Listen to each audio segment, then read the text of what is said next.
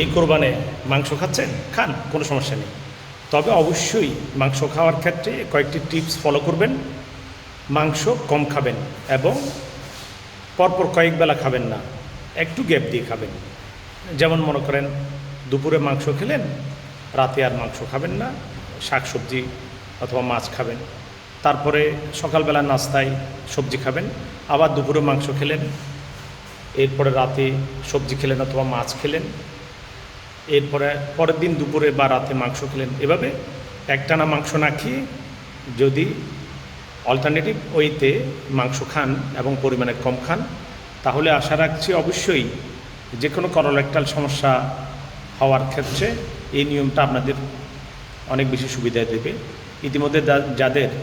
ইতিমধ্যে যাদের আবার বলছি পায়ুপথে বিভিন্ন সমস্যা দেখা যাচ্ছে, পায়ুপথে ব্যথা, রক্ত যাওয়া, ফুলে যাওয়া, ছিঁড়ে যাওয়া, পায়ের পথে অস্বস্তি বোধ করা, এগুলি সচরাচর রেড মিট অর্থাৎ গরু মাংস, খাসির মাংস, মহিষের মাংস অথবা যে কোনো চতুষ্পদ প্রাণীর মাংস খেলেই এই সমস্যা বেড়ে যাওয়ার সম্ভাবনা দেখা যায়। এক্ষেত্রে এই সামান্য টিপস যদি আপনি ফলো করতে পারেন, আপনি অনায়াসে কোরবানিতে মাংস খেতে পারবেন, কোনো সমস্যা হবে না। ধন্যবাদ।